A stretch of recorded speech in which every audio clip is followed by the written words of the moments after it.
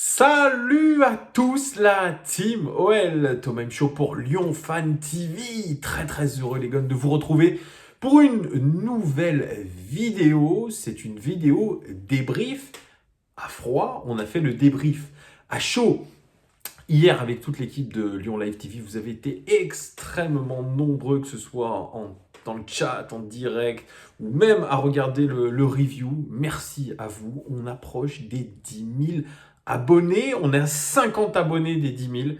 Vraiment, merci à tous. N'hésitez pas, si vous n'êtes pas encore abonné, abonnez-vous, c'est important. Mettez un like, un dislike, comme vous voulez. Partagez notre contenu, mettez la petite cloche pour avoir toutes les notifications des vidéos. En tout cas, on vous remercie beaucoup. Hier, je remercie aussi la participation de Rav Football. N'hésitez pas à vous abonner à sa chaîne. C'est un super youtubeur qui commente les matchs de foot vraiment d'une manière très particulière. N'hésitez pas à aller vous abonner à Rav Football. Hier, match compliqué de l'Olympique Lyonnais, un partout. On s'attendait à mieux. J'étais en tout cas optimiste sur ma vidéo d'avant-match que vous avez pu voir. Malheureusement, plus le match avançait, plus l'heure du match avançait, plus je me disais que cet Olympique Lyonnais-là allait déjouer. Je sais pas, je sentais quelque chose en moi qui me disait non, ça sent un petit peu le match nul ou la défaite. Mais je voyais quand même plutôt un match nul qui s'est matérialisé hier. Il y a de quoi être déçu. Il y a de quoi être déçu. Puisque on avait Lille qui avait fait match nul un peu plus tôt, un partout contre Strasbourg. On avait cette occasion de revenir sur Lille, sachant que le Paris Saint-Germain avait gagné 4-0 contre Dijon et que Monaco avait gagné contre Brest. Donc, on avait un petit peu la pression de tous les côtés. Et ce match, je pense, il s'est joué avec la peur. Comme le disait Rudy Garcia, il dit quand on joue en premier, c'est-à-dire le vendredi, on met la pression sur nos concurrents. C'est vrai. Mais quand on joue en dernier, c'est les concurrents qui vous ont déjà mis la pression. Donc, c'est tout qui est différent. Hier, l'Olympique Lyonnais avait clairement la pression face à une équipe marseillaise qui finalement joue son va-tout dans cette saison. Elle essaye un petit peu cette équipe marseillaise de sauver sa saison. Il y a eu un chamboulement à la direction marseillaise. Vous avez Hérault qui a été viré, vous avez Longoria qui a été intronisé, vous avez Sampaoli qui arrive, vous avez le dernier match de Nasser Larguet sur le banc de touche. Donc vous avez une équipe marseillaise qui finalement joue son va-tout. Elle joue son va-tout sans pression. Nous, on arrive avec la pression. Rudy Garcia, lui, décide de mettre son 4-3-3 des plus classiques. C'est son 11 classique avec la KTM devant. Malheureusement, ça ne s'est pas passé comme prévu, puisque l'Olympique Lyonnais a joué pendant 30 minutes. Très bien. Très bien. On a dominé cette équipe marseillaise. On a dominé vraiment ce milieu de terrain. Et on a marqué sur un de nos temps forts, puisque Karl Toko Ekambi, notre impact player, comme j'aime l'appeler, 12 buts, 5 passes décisives quand même cette saison, eh bien, a marqué un joli but. Il fallait le mettre. Et puis, à partir de ce moment-là, on a complètement déjoué. Bien sûr, il y a ce fait de jeu, cette main de Paqueta dans la surface de réparation. Alors bien sûr, elle touche le torse, elle touche la main. Benoît Millot a raison ou a tort. Il y a eu beaucoup de discussions, que ce soit sur les réseaux sociaux, que ce soit des journalistes, beaucoup de commentaires. Même l'Olympique Lyonnais s'est fendu d'un communiqué en rappelant la règle. Tout ça est extrêmement flou, vraiment. Rudy Garcia, lui aussi, y allait de son petit mot en disant carrément qu'on a été volé, et c'est vrai. Il parlait aussi de la VAR, on est les parents pauvres de la VAR en France. Juninho, qui parle très peu dans les médias actuellement, lui aussi, il a été au-devant des journalistes, peut-être sur les conseils de Jean-Michel Aulas, en disant que l'Olympique Lyonnais, cette saison, est régulièrement la cible malheureuse ou malencontreuse des arbitres, qu'il y a souvent des pénaltys oubliés, des cartons rouges à oublier, etc. On est souvent victime d'injustice. Ce sont les propos de Juninho, voilà. Mais ne faut-il pas croire que tout ça s'équilibre? Moi, en tout cas, j'estime que à la fin de la saison, tout ça s'équilibre. Ça nous a aussi profité, l'arbitrage. Donc attention à ne pas tout mélanger. Attention surtout, et c'est ça qui m'énerve un petit peu, à prendre sous prétexte l'arbitrage pour masquer une prestation lyonnaise mauvaise. Mauvaise. Et je pèse mes mots. Vous ne pouvez pas jouer 30 minutes dans un match et pouvoir croire que vous allez vous en sortir. C'est quasi miraculeux en ce moment que nous soyons encore dans la course au titre avec des prestations aussi moyennes, aussi irrégulières. Irrégulières. Depuis début 2021, nous ne sommes pas à notre niveau. Au niveau affiché fin 2020, c'est clair et net. Je vous avais dit quelque chose. Si l'Olympique Lyonnais, fin février, nous sommes début mars, nous sommes le 1er mars, si fin février, l'Olympique Lyonnais est toujours en course pour le titre, alors là, il faudra prendre les choses très au sérieux. Eh bien, malgré des prestations plutôt insipides de la part de notre club, 30 minutes, une mi-temps sur deux, pour moi c'est insipide, eh bien, nous sommes malgré tout dans la course au titre. Ça se joue actuellement dans un mouchoir de poche, mais nous y sommes. Nous y sommes. Rudy Garcia dit quand on n'est pas capable de gagner, il faut être capable de ne pas le perdre. Je suis un petit peu d'accord avec lui. Alors je vous parlais de cette main de Paqueta, carton jaune, peut-être un petit peu sévère, ça c'est vrai. Et puis derrière, Paqueta, il doit se maîtriser. Il doit se maîtriser, absolument maîtriser ses émotions. C'est important. Marcelo le disait avant le match, il faut que nous gardions notre calme. Garder ce calme, c'est un petit peu de la méditation, c'est un petit peu de la sophrologie. Et c'est ce qu'on voit très régulièrement ces dernières semaines à l'Olympique Lyonnais, c'est qu'on voit très peu de calme. Surtout sur des moments clés de la rencontre. Surtout quand on mène au score, on a l'impression qu'il y a un relâchement généralisé, qu'il y a un manque de calme dans les transmissions, qu'il y a des prises de décision difficiles. Bref, c'est un petit peu sauf qu'il peut. Paqueta, il doit maîtriser ses émotions. Il ne doit pas, à la 70e minute, mettre un tampon, une semelle à Payet. Il aurait pu prendre le rouge direct, Paqueta. Mais il nous met dans la merde. Il nous met dans la merde. Alors bien sûr, vous allez me dire, ah, mais il y a le pénalty. Enlevez-vous ça de la tête. Ça aurait pu être un carton rouge, immédiat pour Paqueta. C'est une énorme faute. Il ne maîtrise rien. Et ça, c'est grave. C'est la deuxième fois cette saison, voire la troisième, puisque je crois que Aouar avait été exclu contre Montpellier au match aller. On a eu Marcelo contre Lille. Non, c'est pas possible. Quand vous êtes dans des matchs charnières, quand vous êtes dans des moments charnières de la saison, ce n'est pas possible de laisser son équipe à 10 contre 11. Oui, je suis d'accord avec Rudy Garcia, on a fait bloc ensemble. On a fait de la défense de surface, on a balancé derrière, on a bien défendu. C'est vrai que Marseille n'a pas été extrêmement dangereux non plus. Mais quand je vois cette équipe, notre équipe lyonnaise, à la dérive complète, qui ne maîtrise plus rien du tout, on est en droit de se poser la question. Si Rudy Garcia doit changer cette équipe. Est-ce que c'est vraiment la méritocratie qui fait foi dans cette équipe? On peut se poser la question. Bien sûr, il part à la guerre avec ses zones de confiance. Mais on voit en ce moment que ces zones de confiance, ils sont en train de faire... Ils sont en train de se dégonfler. Est-ce que c'est un problème physique? C'est possible. Marcelo le dit dans son interview dans Le Progrès. Il dit que l'enchaînement des matchs fait que les joueurs sont un petit peu fatigués. On a besoin d'un turnover, même d'un turnover mental. Et il va falloir retrouver un second souffle. Ils ont la chance, nos Lyonnais, d'être toujours dans la course au titre. Donc, il va falloir trouver un second souffle, notamment pour aborder ce match de Rennes qui arrive très vite, puisqu'il arrivera mercredi. Alors, analyse de ce match, statistique très intéressant, 53% de possession pour les Marseillais, 47% côté lyonnais, c'était à peu près équilibré sur l'ensemble du match, mais écoutez bien, 12 tirs côté marseillais, 2 cadrés seulement. 11 tirs côté lyonnais, combien de cadrés? Un seul, c'est le but. Donc, rendez-vous compte de la pauvreté un petit peu de ce classico, j'allais dire, de cet Olympico.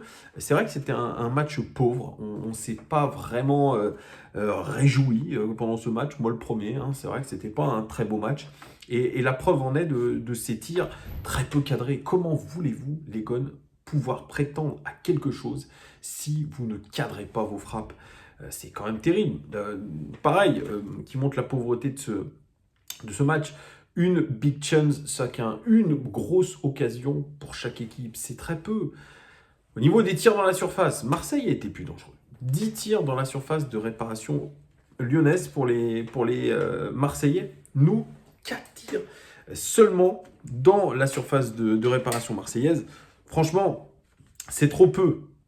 Au niveau des duels gagnés, c'est kiff-kiff Bourrico. 46 duels gagnés pour les Marseillais, 48 duels gagnés pour les Lyonnais. Au niveau des duels aériens, c'est pareil. 13 duels aériens gagnés pour Marseille, 15 pour l'Olympique Lyonnais. Par contre, au niveau des dégagements, c'est là qu'on voit qu'on a fait de la défense de surface. 17 dégagements côté marseillais, 23 côté lyonnais. C'est pas si éloigné, mais quand même. On a beaucoup défendu la surface de réparation à Lyon. Au niveau des expected goals, 1,5 pour Marseille, auquel il faut retrancher les 0,76 du penalty de Milik. Expected goal de l'Olympique Lyonnais, alors qu'il nous avait habitués à plus de 2 expected goals par match, 0,46. Même pas la moitié d'un but que nous aurions dû marquer. Ça, c'est une statistique édifiante qui montre que nous n'avons pas fait un grand match. Au niveau des notations des statistiques individuelles, c'est important, j'aime bien les noter. Je trouve que si on arrive à trouver les bonnes statistiques, elles sont parlantes. Je sais, hein, certains me disent « Thomas, tu nous saoules avec tes stats, ça veut rien dire, etc. » Si, pour moi, je l'ai toujours pensé depuis que j'ai créé cette chaîne en 2017. Les statistiques avancées, utilisées en NBA, utilisées dans le championnat anglais, etc., à l'extérieur de France, eh bien, étaient déjà pertinentes à l'époque. Et aujourd'hui, elles le sont encore plus. Anto Lopez, 4 dégagements pour lui. Les dégagements des 2 points. Il fait un match correct, Anthony Lopez, mais comme je l'ai dit hier, ces dégagements des points, ils sont jamais sûrs. Un dégagement des points, ça peut partir soit tout droit, soit à droite, soit à gauche. Ça ne maîtrise rien. Un dégagement des points, c'est un dégagement sans aucune maîtrise et ça aurait pu coûter cher. Rappelez-vous de ce dégagement des points qu'il avait fait contre Montpellier. Il avait dégagé un ballon dans l'axe au lieu de le laisser filer. Ça montre un petit peu une sorte de fébrilité. C'est vrai, c'est un sauve qui peut, mais c'est à double tranchant. Je ne l'ai pas senti extrêmement serein hier, Anthony Lopez, dans ce match. Malgré tout, il est plutôt correct. Il encaisse un but sur penalty. On sait que les penalties, ce n'est pas sa spécialité. Mais enfin bon, voilà. Anthony Lopez, je lui mets quand même un 6 sur 10. Jason Denayer, un tacle réussi, une interception, 8 dégagements, record côté lyonnais dans ce match, une défense de surface de tous les instants pour Jason Denayer qui a retrouvé son niveau meilleur que lors du dernier match. Évidemment, il est en train de monter en puissance. Hier, il fait un bon match défensif. Jason Denayer, pour moi, c'est un 7 sur 10 défensivement. Marcelo, qui revient de blessure, qui lui aussi monte en puissance. 3 interceptions, record côté lyonnais dans ce match. 2 dégagements, il nous a habitués à plus de dégagements, Marcelo. Une passe clé quand même pour lui, c'est plutôt pas mal pour un défenseur central. Et c'est celui qui a été le plus central dans notre équipe. Est-ce que cela veut dire... est-ce que c'est négatif que Marcelo soit le plus central dans notre équipe? Je vous laisse cette question parce que les seuls qui ont été capables, en tout cas, en première mi-temps, de trouver de la verticalité, ont été nos défenseurs centraux et nos défenseurs latéraux. Or, ce n'est pas leur travail. Ce n'est pas leur travail premier, même si je veux bien que la relance soit faite de derrière, etc.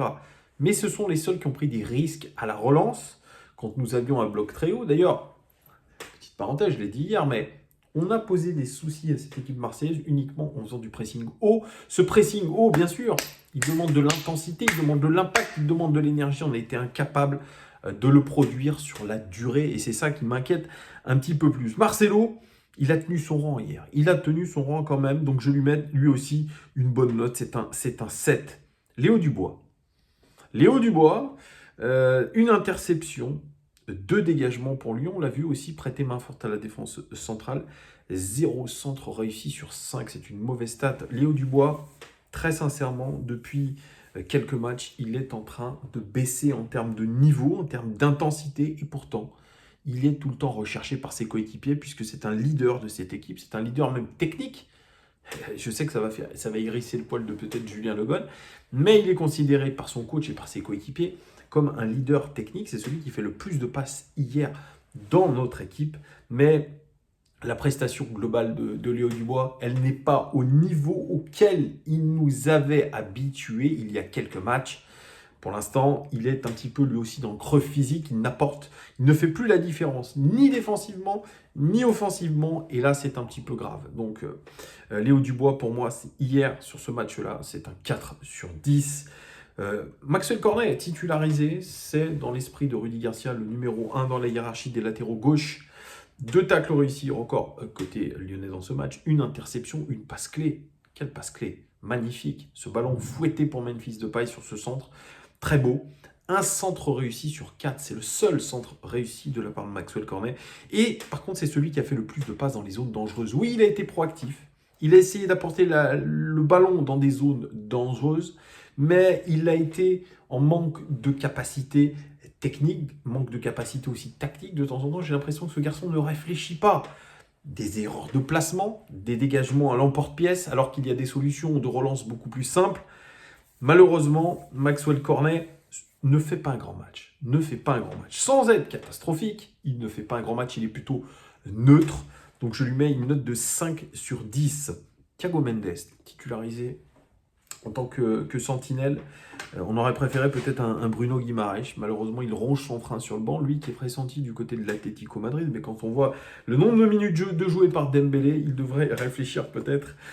Thiago Mendes, 2 tacles réussis record côté lyonnais dans ce match, autant que Maxwell Cornet. 3 interceptions, record côté lyonnais dans ce match et 3 dégagements. Un bon match défensif de la part de Thiago Mendes qui a fait 30 minutes de haut niveau. Il a dominé ce milieu de terrain.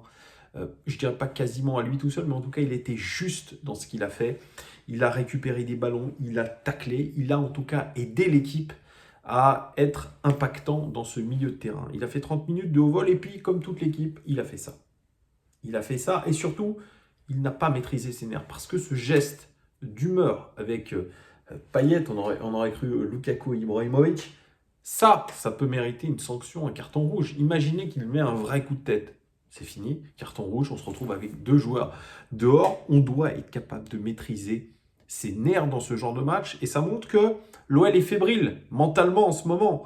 C'est que nos joueurs dégoupillent, peuvent dégoupiller très rapidement. Ça va être le cas aussi de Memphis Depay, qui s'est un petit peu chamaillé avec Alvaro González. Attention, ça montre une certaine fébrilité. Voilà, il faut le dire. Thiago Mendes, ce match-là, c'est un 6/10 pour moi. Paqueta, il rayonne. Il fait un show, littéralement. C'est le meilleur joueur de ces 30 premières minutes, on ne va pas se mentir. Un tacle, 4 fautes subies sur lui. Quelle protection de balle absolument extraordinaire.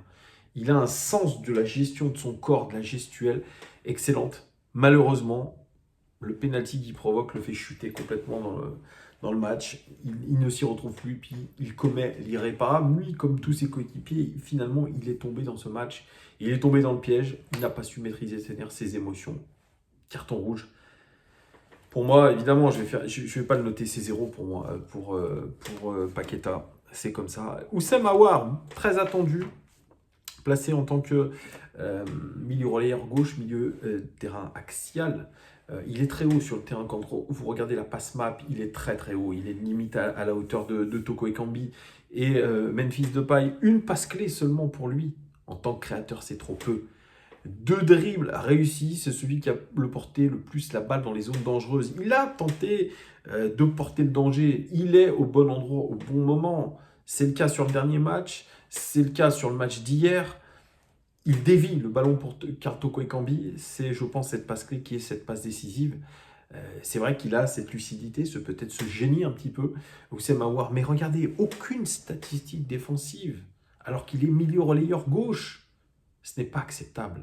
C'est un joueur qui manque d'essence dans le moteur, c'est quelqu'un qui manque de volume de jeu, qui est trop irrégulier. Ce qui le sauve, c'est qu'il est capable de créer des occasions, c'est qu'il est capable de porter le danger dans la zone dangereuse. Mais à part ça, ça s'arrête là. Il est incapable de travailler pour l'équipe, pour la construction, pour la récupération du ballon. Et ça me gêne.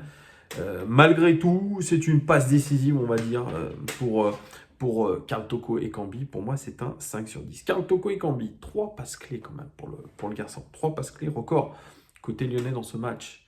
C'est un des joueurs qui crée le plus d'occasions à l'Olympique Lyonnais avec Oussem Aouar et avec Memphis Depay. 2 dribbles réussis. C'est celui hier qui a créé le plus d'occasions dans le jeu lyonnais. Et quel but! Magnifique, magnifique. Sur le seul tir cadré de notre équipe sur les 11 tirs. Il marque et c'est un bel enroulé. Il faut le marquer, ce but. Il est très fort là-dedans. C'est un garçon qui se crée des occasions. Même de temps en temps, je suis un petit peu déçu parce que ses partenaires ne voient pas la course qu'il fait et ils préfèrent jouer latéral. Alors qu'il y a la solution qui est verticale. Et c'est ce que je regrette encore une fois hier à l'OL. C'est que nos joueurs ne voient pas la verticalité. Ils sont toujours à vouloir jouer latéral, à ralentir le jeu. Alors qu'il y a des solutions devant. Nous avons des joueurs d'attaque, notamment Karl Toko Ekambi et Memphis Depay, qui sont capables de faire des appels tranchants. Donc je suis un petit peu déçu. Malgré tout, Karl Toko Ekambi fait le job. Il sort tôt dans ce match, mais il fait le job. Encore une fois, 12 buts et 5 passes décisives. Pour lui, c'est très bon. C'est très bon. C'est très bon. Je suis désolé. Il se crée des occasions. C'est un joueur qui peut énerver. Il nous avait énervé lors du dernier match. Mais ce match-là, et il marque en tout cas le but qui nous fait du bien. Rien que pour ça, c'est un 7 sur 10. Pour moi, c'est vrai que c'est peut-être surnoté, mais c'est comme ça que je vois les choses. Tino Kadewere, il a beaucoup de mal offensivement en ce moment. Il travaille bien sûr pour l'équipe, il court, etc. 2 tacles réussis, record côté lyonnais dans ce match. Une interception, une passe clé, 0 centre réussi sur 4. C'est pour moi un joueur en ce moment qui est en train d'être en difficulté au niveau physique. Il en perd sa lucidité offensive. Bien sûr, il fait travailler au service de l'équipe, à la différence d'un Aouar. Pourtant, Aouar est censé être un profil plus défensif sur le papier. Sur le papier, sur son positionnement, en tout cas théorique. Et c'est Tino Kadewere, en tout cas, qui fait le plus de travail défensif. C'est dommage, c'est un joueur en ce moment qui ne se crée pas beaucoup d'occasions. C'est un joueur qui est en train de perdre un petit peu confiance. Il n'a pas marqué depuis un certain nombre de matchs, je crois. Lui aussi est en train je pense, un petit peu être en souci physique. Donc il va falloir aussi prendre les bonnes décisions. Memphis Depay, Tino Kadewere, je n'ai pas noté, mais c'est un 4 sur 10 pour moi. Ce n'est pas un bon match. Memphis Depay, lui aussi, notre capitaine, a été extrêmement décevant. L'un de ses matchs les plus décevants d'ailleurs depuis 2021. Une interception quand même, une passe clé pour lui, 0 centre réussi sur 3, 4 dribbles réussis quand même. Record côté lyonnais dans ce match. Et c'est celui qui a reçu le plus de passes dans les zones dangereuses. Mais que ce soit sur ses coups francs, que ce soit sur ses frappes, aucune frappe cadrée, ce n'est pas possible aujourd'hui, à ce niveau-là, avec un tel talent, de proposer si peu de choses dans un grand rendez-vous comme ça. Voilà, c'est lui aussi victime de cette irrégularité. On le sait, quand Memphis Depay est bon, l'équipe est bonne. Quand Memphis Depay n'est pas bon, l'équipe n'est pas bonne. C'est un véritable baromètre. C'est triste, mais c'est comme ça. C'est un petit peu la même chose pour Paqueta. On a un Depay et un Paqueta. S'ils ne sont pas comme il faut dans le match, eh bien ça ne tourne pas rond. Paqueta s'en est allé avec son carton rouge. Ça a été très compliqué. C'est un mauvais match de la part de Memphis Depay que je note même très sévèrement à 3 sur 10. La rentrée de Guimarães, elle a un petit peu fluidifié, mais malheureusement, avec ce carton rouge, c'est un peu compliqué. La seule vraie rentrée positive, ça a été celle de Ryan Cherki. Il a apporté ce qu'on n'avait pas, c'est-à-dire un changement de rythme. Et c'est là où il est intéressant, Ryan Cherki, c'est sur ce changement de rythme, cette capacité à accélérer, cette capacité à délivrer aussi cette dernière passe. Rudy Garcia, en conférence de presse, le disait, je veux que Ryan Cherki essaye d'être à la dernière passe, à l'avant-dernière passe. Et c'est ce qu'il a essayé de faire. Il aurait pu être très proche de faire une passe décisive pour Memphis Depay, mais il était hors jeu, ça s'est fait de peu, c'est dommage. J'aurais aimé voir un Ryan Cherki à 11 contre 11. Voilà les guns, ce que je pouvais dire de cette rencontre. En tant que supporter lyonnais, on ne peut qu'être déçu, mais nous sommes toujours en course pour le titre. Et ça, c'est intéressant. Ça, c'est intéressant. On est début mars, nous sommes encore en course pour le titre. Mercredi, il y a un match extrêmement compliqué contre une équipe de Rennes qui est en crise. Julien Stéphan, d'ailleurs, a dégoupillé et a démissionné. Je voulais dire Florian Maurice a dégoupillé, ça c'est le cas. Mais Julien Stéphan a donné cette démission. Il ne sera pas sur le banc contre nous. Je vous ferai évidemment un avant-match, les Gones contre Rennes. Ça sera probablement demain soir, je vous ferai cet avant-match. Mais avant toute chose, n'hésitez pas à commenter ce match contre Marseille, commentez mes notes. Est-ce que vous êtes d'accord ou pas avec moi? Vous avez le droit de mettre évidemment tout ce que vous voulez en commentaire. Merci beaucoup de votre fidélité et à demain. Merci les Gones. Ciao.